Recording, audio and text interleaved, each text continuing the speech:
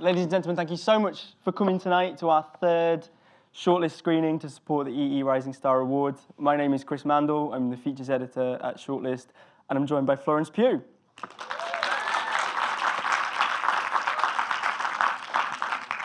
Thank you so much for joining us tonight. It's amazing to see this film again.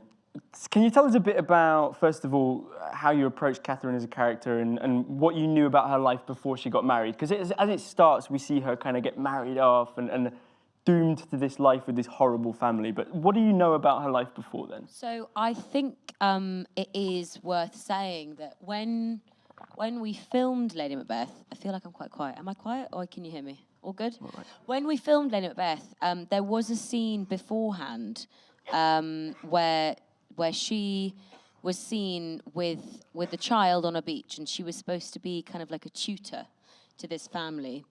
And when she was sold with the piece of land, she was sold to those lovely men that she then married into. So that we did actually film those scenes, but when they came to edit it, they realized that they actually, well, Will thought that it was better that we meet her when she meets the rest of that household. And we meet her when she's down the aisle, she's about to say I do, and it's all a little bit too late to turn around. And at the time, I was quite upset about that because I quite liked, obviously we see Catherine in a particular state all the way through the film. And I quite liked seeing a little bit of warmth and kind of tenderness to her before she started killing everyone. And I was a little bit bummed out about that. And Will then obviously said, well, if we're going to follow Catherine's story, then let's follow her when she's as scared and as, I suppose, interested as she is. So I got that. But where I think Catherine is beforehand, I never ever, when reading it or filming it, I never felt that she was a villain. I never thought that she was a monster. I think that she always acted in a particular way because of the circumstances that she was put in. And I still today don't think that she's a bad person or a nasty person. I think she does awful things. So where I like to think she started before the film was as any 16-year-old girl was at that time. I think she's just caught up in something very particular, and she starts smothering children. A very specific set of circumstances. And it is about it's about one woman trying to survive, isn't it? In this really difficult situation, she has to use everything that she has to hand because so much is taken away from her at a young age. What was it like filming then? Tell us a bit about where you filmed that and the estate that you were on, because it's an absolutely incredible place. Yeah, so we filmed just outside of Durham.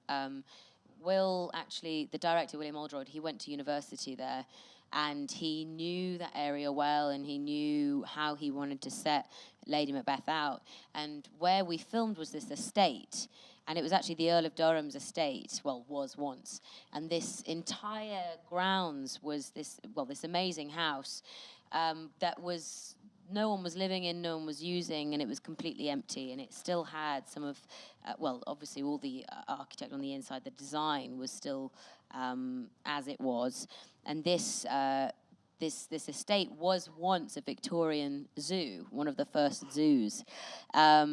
So actually, the reason why it closed down, it wasn't made for that, but it ended up becoming. The reason why this zoo closed down was because too many of the chimpanzees kept on running onto the main road, which I thought was quite amazing. So they have all these drawings of these, lions and monkeys, and actually where I get married in the church was the lizard hut or the lizard house, where they kept all the lizards and snakes and the cold-blooded animals. But yeah, wow, I know, so kind of cool. But yeah, that's where we filmed, and for filming wise, we only really had one location. So production office was set up there, and usually when you're filming, you always lose days in amongst the shoot to travel, because you have to travel the entire cast and crew and location to wherever you're going. But because we had one location, it meant that we could really set up camp there, and actually it really worked to our favor, because some days if a scene wasn't working or something wasn't happening, we'd just move upstairs and go shoot some other scene. So yeah. Tell me a bit about how you transformed into Catherine, because watching the scene where her corset gets put on, I mean, that made my ribs hurt just watching it. So what was it like with the way that she is made up, and then how did that help you become her? People have always asked me how I prepared for Catherine, and I didn't, in a funny way. I didn't ever feel like Catherine was calculated. I always thought that she was instinctive. And so I thought, well, I'm never, ever, ever going to know how it feels to shoot a horse or how to smother a child. So there was no point in me guessing, because I think that's the worst thing to do. So I tried to trust myself and tell myself that, well, there is no preparation for that. I can't force myself to put on a performance, because I have no idea how it feels to try and to bury a horse. So lots of those scenes I tried to not really think about, and I tried to live in them when I was doing it.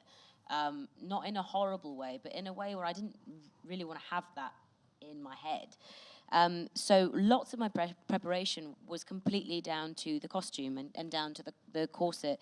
And when I first had my costume fitting, Holly Waddington, who was the costume designer, put me in a corset and was putting on all these original garments on me. And I was quite excited about corsets, because as a kid, I always wanted to either go into clothes or go into acting or performing. So I was always excited about materials and how things worked. And I was like, yeah, I'm going to be in a corset. This is amazing. And I've always thought that corsets they are really beautiful. They're a work of art. And I remember asking Holly all these questions about this corset, and she was putting me in it, and just realizing that it was a different type of breath. And about an hour into my fitting, I got these awful back pains, really, really awful. And they made a corset for me, so it was for my body, and it was obviously made of kind of modern give, so that I wasn't, strapped in with whale bones, which is what they were originally made from. But I started realizing that you are completely caged in your clothes, especially in all the big dresses and all the big crinolines. That was the point. And I noticed that when you're in those corsets and when you're in those dresses, if you eat, you use breathing space to fill your stomach with food. So you end up becoming silenced. And I would only realize this when I was doing it. And it's so interesting, because when women go on about wearing corsets, it is completely true. You cannot breathe. And if you are to do anything, you have to have someone to go to the loo with you, let alone help you bend over and put your shoes on. So I just found that fascinating. And if I knew that I didn't like wearing the corset, then you can sure bet that Catherine hated wearing the dresses. So we started putting that into the script. We started making sure that whenever Catherine was in a corset, she wasn't as free, she wasn't as creative. And whenever the boys leave home, she's always either in a nightie, in a dressing gown, or she's naked, and being happy as Larry and eating. I wanted her to be eating when she wasn't in a corset. So that played a massive part in my preparation, because it affects absolutely everything. You walk differently, you talk differently. The whole thing. Yeah. One of the things I really like about Catherine is that even from the start, she's quite defiant to the people that have effectively imprisoned her. And even when you're laughing at your husband, I just found that so different to the way that especially in period films, the women are often beaten down and it's so miserable. But there is this spark in her from the start, I think, that do you think she knows then that she wants to kind of find a way out, or is it something that only happens when she meets Sebastian? I don't think she's ever planned it. I think things happen because they do. But one thing that I always loved, and I even remember when I was reading it was how confident she was for letting everybody know how she feels.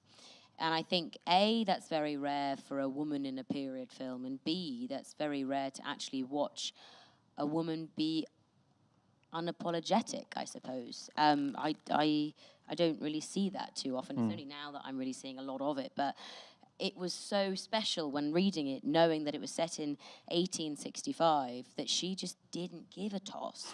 And if she wanted sex, she was going to go find sex. And if she wanted to drink alcohol, she was going to go drink the entire cellar's worth. And if she wanted, company, she would find it. And that laugh that you said, that was something, I don't know, she's constantly playing. She's constantly pushing the boundaries.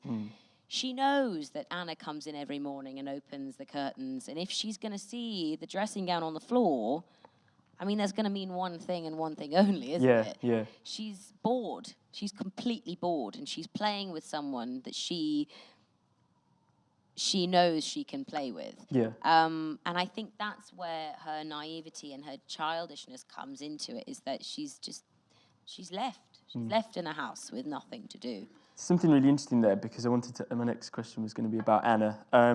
Even though Catherine's circumstances are awful, she doesn't seem to have a lot of empathy for Anna, who's in a similar and worse position in a lot of ways. I wanted to ask you just a bit about Catherine and Anna's relationship and what your thoughts were on that, and whether you were surprised she didn't maybe be a bit more empathetic towards her. Totally. And this was something that me and Naomi, we all went up, Cosmo, Naomi and I, and every most of the crew went up about a week and a half, 2 weeks before we started shoot. And that time was dedicated towards Will spending time with us and chatting about our characters. And something that me and Naomi couldn't quite get our heads around was why they don't just buddy up and both kill the men and both run away together. Because that's what you would kind of That would be a great film. Exactly.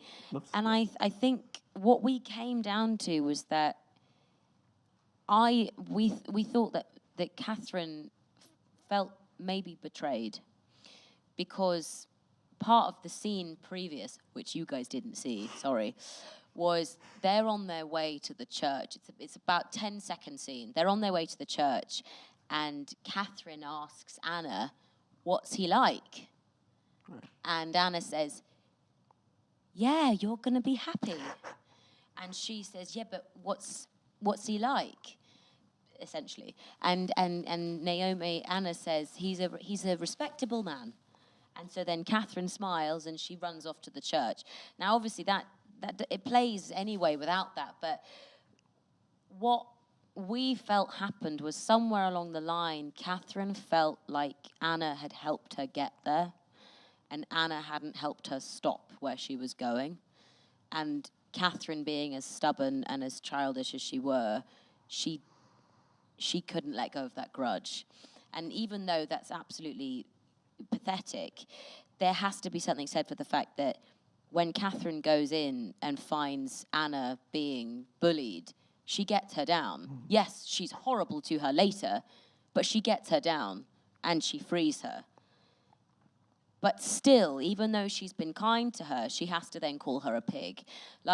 So I do think there is this funny, she won't let people be awful to her, but she can't actually find it in herself to forgive this woman that essentially helped her be caged.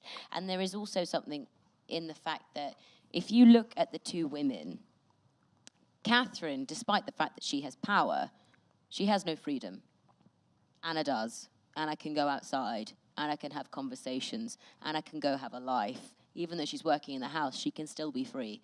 And so all those times where you watch Catherine looking out the window and looking at Anna, that's where that came from in me, and how I tried to judge that was that despite the fact that there's clearly different titles, weirdly Anna has more freedom than Catherine does, and that really, really gets to Catherine. So that's where it kind of came from. But yeah, there's been lots of questions about why they didn't just buddy up and become Ya Sisterhood. But that's where we kind of came from, and And I feel like for Catherine to grow, she kind of has to...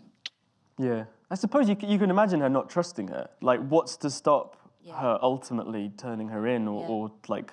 Because she'll have been in that situation for so long that she's conditioned to just, serve her boss kind of thing. I thought that was a really interesting point. And also, one thing that is quite interesting is the relationship between her husband and his father. There's a very interesting sort of toxic relationship between them because he even seems to ask his dad's permission to leave in one of the dinner parties at the start. That's really interesting. Yeah, I mean, part of where Catherine's behaviour comes from is from copying the men. Yeah. So when the men are gone and she goes into the stables and she says, face the wall, she learnt that from her husband telling her to face the wall when he tried wanking to her. Like, it's all really weird behaviour that son has learnt from dad, Catherine's learnt from son, and it's all this kind of like childish learnt behaviour thing. And their relationship between father and son is awful as well. It's when he dies and he says, I shall place my 2 feet on his grave in the morning. They don't like each other. Cheers. Thanks, Dad. But also you tell them to stop laughing, which is exactly what your husband says to Catherine. I thought that was really interesting how they kind of borrow that. One of the scenes I really wanted to ask you about is the scene where you shoot the horse, because I thought that horse was such an amazing performer. Tremendous acting from the horse. He was genuinely incredible. He was my favourite actor to work with ever. So it was actually Will's birthday when we filmed it. We filmed me getting married in the morning and then me shooting the horse later on in the afternoon. And when we came to it, the horse trainer came up to me and he goes, all right, okay, the horse has 3 goes, and he'll do it once, he'll do it twice, he'll do it thrice, and then that's it. And I was like, what do you mean? He was like, okay, so first go will be like, give it a go. Second time, you've got to ace it. Third time, it's kind of in case the second time doesn't work. But after the third time, guy doesn't really know, horse doesn't really know that that it's not working anymore. And I was like, what do you mean? He was like, basically, horse knows when it's working and when it's not working. And I was like, wow, this is amazing. He's got a great contract. And so I didn't quite understand what was going on. And we kind of like went on and I was told where, I needed to do the gun and all this malark. And then I walked on. And as I walked on, I shot the horse. And as I shot the horse, literally in time, this horse leapt up and squealed, jumped, screamed, whinnied, landed on the floor, wriggled around. As I shot it and this happened, I screamed because I thought I'd shot the horse. And then I've been like, oh my God, the horse, oh my God, oh my God. And then they say, Will goes, cut. Florence, you need to carry on with the scene. I was like, I think I shot the horse. Like, no, he's just reacting. So this horse was so fantastic that I actually thought I'd shot this horse. And so the guy, the horse trainer, came and he was like, right, okay, so that was your first go. You got 2 more goes. I was like, oh my God, crap. So then the second go, I was like, right, okay, so this horse is really going to jump for it. Amazingly, they train this horse with they recognize what you're doing, and the horse is also linked up to a lead. And depending on what the guy does, like with these tugs and pulls and all this stuff, the horse will then perform. But the horse knows that he'll have 3 goes, and then that's it.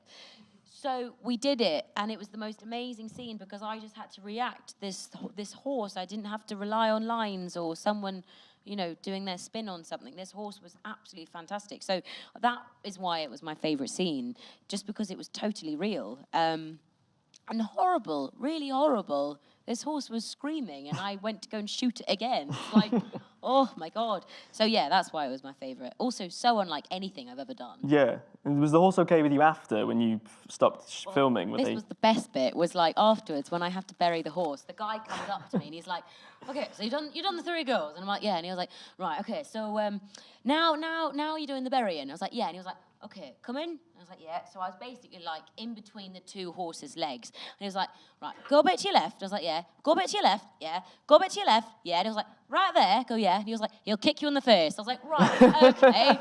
And he goes, you go any further, he'll smack you. And I was like, when is he going to smack me? And he goes, well, basically, if I triggered him, this horse would try and get up. And as he got up, he would just clobber me in the face. So when I'm burying that horse, I'm literally like, so yeah, brilliant. Mate, they say you shouldn't work with animals, but that sounds like a really good experience. One of the things I really loved about, especially rewatching the film, is that sometimes you can't really tell what's actually going on in Catherine's head, especially the more the film goes on. And I wanted to ask you about one of the scenes. We talked about this briefly. We interviewed Florence for the magazine, and Florence told me this great story about a scene in the film. And it was so good, but it was such a massive spoiler that we were like, we can't put it in the magazine. So I really want to ask you, in front of these people, tell me about the big lie that she tells and how that scene came together. So I'm going to do a bit of backstory quickly. Teddy and Catherine, I always believed that Catherine was really shocked and slightly... It's her only bit in the film where she's maternal. I don't think she is maternal, but I think it's the only bit in the film where she is. And something to note is the fact that Teddy is the only person that ever compliments her, even though she's had this entire relationship with Sebastian, with her husband, with her father-in-law, with Anna. No one is ever actually nice to her other than Teddy. Teddy says that she's beautiful. And so the way that... I wanted to play that happen was that she, for the first time, was actually receiving some kindness, which is rare. And so when she ends up killing the child, I always believed that was I mean, obviously it's a difficult thing to do, but I always felt that was realizing that her survival, if she thought about it, was going to have to come before the kid. Otherwise, the kid was going to get the house and her life and her money, and she would be out on the streets before she knew it. So that last scene when Sebastian comes in and says, we killed the kid, and she says, and that boy was like a child to me. I never read that as anything other than the truth. I know it's a bit peculiar. But when I did that, I always found it broke my voice, because the thought of her loving something and then having to, not loving, but caring for something and then having to kill it because she had to survive before the child was always quite like, whoa, that's like nothing I've ever seen before. And then when we first watched it in front of an audience, that scene comes on and I'm watching it. And I say, and that child was like that child was like, and that, whatever it is, I can't remember. That boy was like a child to me. I'm watching it, and everyone starts laughing. I'm like, what are you talking about? It's not funny. And then it kept on happening. People kept on laughing, and people kept on saying, oh, that laugh at the end, did you really, that lie at the end, did you really think about it? And I still, to this day, which is funny, because obviously maybe my head's too much in it, but I then probably think that that's the biggest lie in the film, because she means it when she says it. And how disturbing is that she means it? Yeah. She's talking about the child and uses it. She's like so manipulative. She uses it in that moment.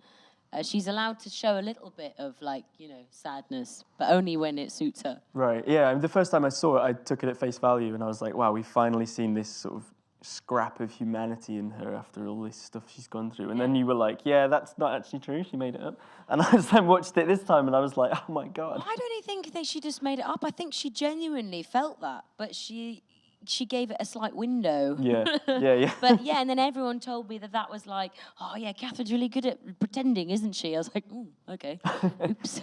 We haven't talked about Sebastian much, so tell me a bit about what it was like working with Cosmo and your kind of interacting together as characters. Amazing. So working with Cosy was fantastic, and when we auditioned, Shaheen Bey casted it, and when we auditioned, we did 3 chemistry reads with 3 guys. And one of the notes that Will started giving halfway through the day was like, I want you guys to wrestle. So the aim of the game was he would try and push me, and I would try and push him, and whoever fell over first won. And then we had to play the scene from there. And there were so many amazing actors that day that were really, really beautiful and had, a wonderful presence. But Cosy was the only one where me and I, we both of us, we just fought each other.